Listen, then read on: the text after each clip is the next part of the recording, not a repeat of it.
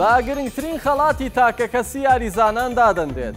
خەونی هەموو یاریزانێکە خەڵاتەکە بەرز بکاتەوە. ساڵانە بۆ دیاریکردنی کەسی شایستە بۆ ئەو خەڵاتە مشتومڕێکی زۆر دروست دەبێت.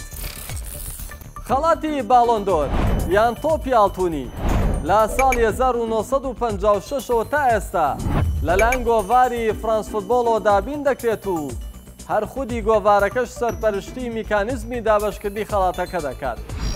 تۆپی ئاڵتوونی شێوەی گۆییە، باڵتون ڕووپۆش کراوە، بەڵام ناوەکەی مادەی دیکەی تێدایە، نرخەکەی بە $3000 مەزەندە دەکرێت.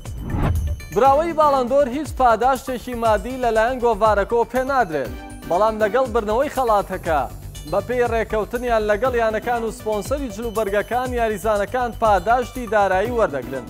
بۆ نمونە میدیاکانی ئیسپانیا باز لەوە دەکەن کاتێک ساڵی 2018 لۆکا مۆدریچ خەڵاتی باڵندۆری بەدەستێناوە نزیکەی 800,000 یۆرۆی لەلایەن کۆمپانیای نایکەوە وەرگرتووە کە سپۆنسەری پێڵاوەکانی یاریزانە کرواتیەکەی کردووە.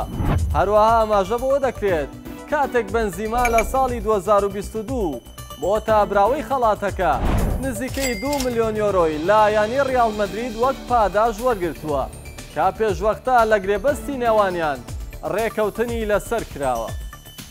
لە پاش ساڵی 2021ەوە میکانیزمەکان گۆڕانکاریان بەسەر هات لە جیاتی ئەوەی هەڵسەنگاندن بۆ 1 ساڵ یاریزانەکان بکرێت.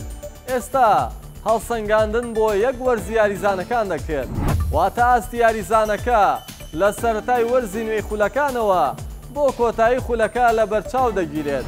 ئەو لیستەی ڕادەگەیەنرێت پێک دێت لە 30 یاریزان، گۆڵچی و بەرگریکار و یاریزان یەڵی ناوەند هاوشانی هێرشبەران مافی ئەوەیانەیە ڕکابەری لەسەر برنەوەی خەڵاتەکە بکەن. ئەوانەی دەنگ دەدەن بریتین لە ڕۆژنامەنووسان، تەنیا و ڕۆژنامەنووسانەش مافی دەنگدانیان هەیە کە نوێنەرایەتی 100 وڵاتی یەکەمی ڕیزبەندی فیفا دەکەن. هەر ڕۆژنامەنووسێکیش بۆی هەیە 5 یاریزان بە ڕیزبەندی دیاری بکات. دەنگی یەکەم 6 خاڵ و دەنگی دووەم 4 خاڵ و دەنگی سێم 3 خاڵ و دەنگی چوارم 2 خاڵ و دەنگی پێنجەمیش 1 خاڵی بۆ ژمار دەکرێت. خەڵاتی باڵندۆر تا ساڵی 1995 تەنیا یاریزانە ئەوروپیەکان دەیانتوانی ململانەی بەدەستێنانی بکەن، بەڵام لەو ساڵەوە ڕێگە درا یاریزانانی دەرەوەی ئەوروپاش ببنە براوەی خەڵاتەکە. لە ساڵی 2010 تاکو ساڵی 2016 بە پێ ڕێکەوتنێک یەکێتی تۆپی پێی جیان و گۆڤاری فرانس فوتبۆڵ باو بەشی خەڵاتەکەیان لە ژێر ناوی تۆپی ئاڵتوونی فیفا دەبەخشی یاریزانان، بەڵام دواتر ڕێکەوتنەکەیان هەڵوەشایەوە و فیفا بە ناوی خەڵاتی زەبێت ساڵانە خەڵاتی باشترینی یاریزان دەکات و فرانس فوتبۆڵیش بە ناوی باڵندۆرەوە خەڵاتەکەی دەبەخشێت. خەڵاتی باڵندۆر لە ساڵی 2020 ڕاگیرا و دابەش نەکرا لەبەرەوەی بەوەی بڵاوبوونەوەی ڤایرۆسی کۆرۆناوە زۆرە گلارەکان وەستان و سیستەمی یاریکردنی خولەکان بە شێوەیەکی ئاسایی ئەنجام نەدەدرا.